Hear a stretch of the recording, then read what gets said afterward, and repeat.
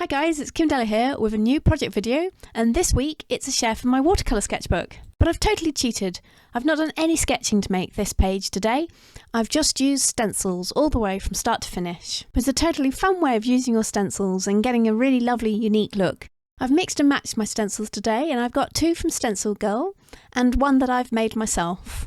So I'm starting the whole page off with a stencil designed by Ray Missingman for StencilGirl, and it's called the Imaginary Bird Feather. Now it's such a great shape, and I thought this would be perfect as the feature, the focal point on this page. This design comes as both a stencil and a mask, so I'm going to use the mask first to block out the feather shape with a watercolour wash. Before I do, I just want to get my watercolour wash to the right consistency and intensity, so I'm just mixing out the watercolours with water in a little ceramic palette and then testing it out on spare card until it's how I wanted it to be. So this first wash is just a background colour and I don't want it to be too intense. I'm also going to block out the area with water first before I add the colour, and this will just mean that when I add the colour it will be nice and fluid and cover that whole area of the feather. Now there's a trick to this. You've got to try and keep away from the edges, and it is quite hard to do because you don't want the paint to roll underneath the mask, otherwise it will just be a bit of a messy splodge. Don't worry too much if it happens, you can fix it, but try and avoid it the best you can.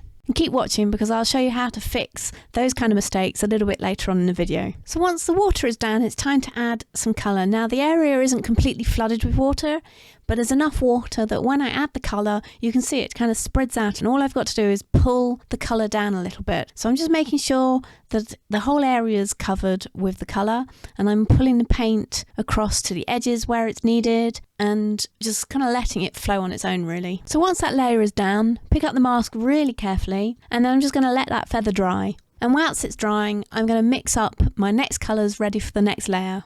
So I like to try lots of different watercolours, and today the ones I'm using are the Prima marketing ones, and you won't recognise the tin because I've actually taken out my favourite colours from 3 of their palettes and put them together into one smaller palette, and this actually doubles as my going out and about palette, so this is my travel palette. But if you want to know more about that, then give me a shout because I can do another video at another time, so just let me know.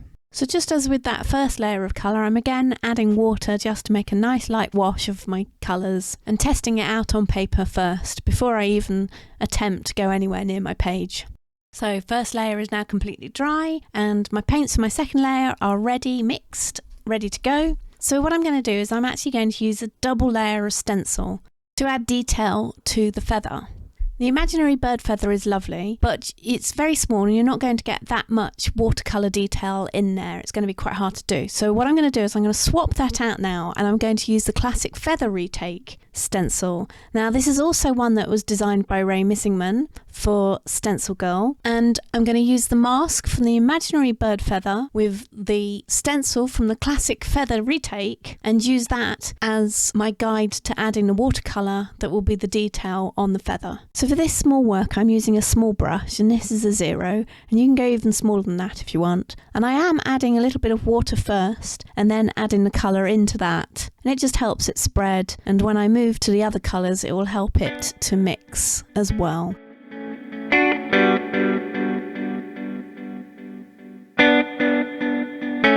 So I'm working within this stencil and mask combo to add my colour, and I'm just using a little bit of blending as I move down the feather as well, so that I get that nice graduation from the pink to the purple to the blue.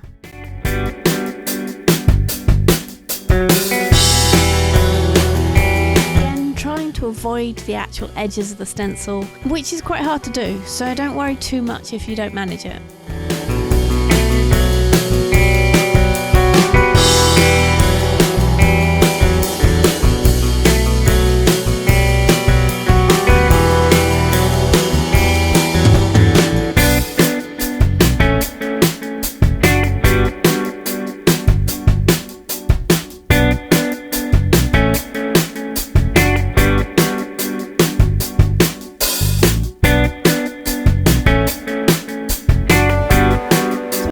Colour down as I want at this point, and I'm just going to remove the mask and the stencil and do a little bit of tidying up.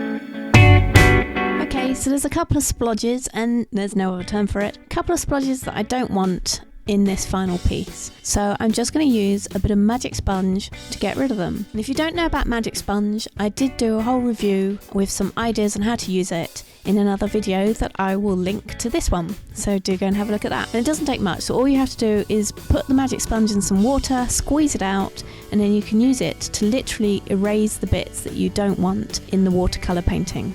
I'm using the magic sponge very lightly and just lifting out some of the areas that I'm not happy with, and then I'm going to go back in with a little bit of paint just to cover those areas back up again. And just because I'm totally impatient, I'm just going to dry these fixed areas off with a heat tool before moving on to the next layer.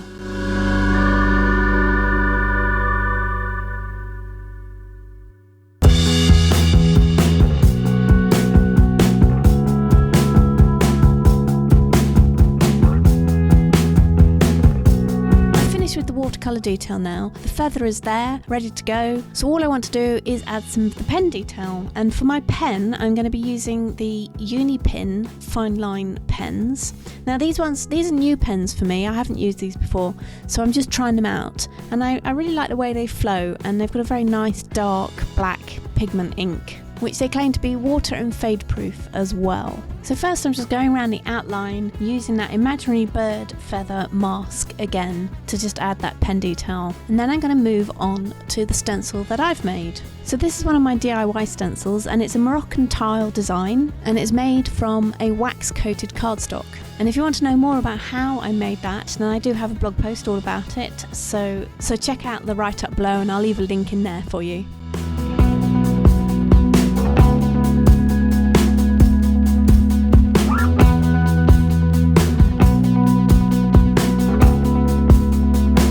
I've totally speed this part of the video up because you would just be here forever watching me going through putting in the line detail, but I'm only going as far as the border of the feather, and I'm not going to use the whole design, I'm just going to use part of the design. Now you can keep working along and then pick up the stencil to check how far you've got, and if you want to add more, just realign the stencil again and keep on working. So I've shared some ideas of how to use your stencils to get a great pen and watercolour look for your next project in your sketchbook or your art journal.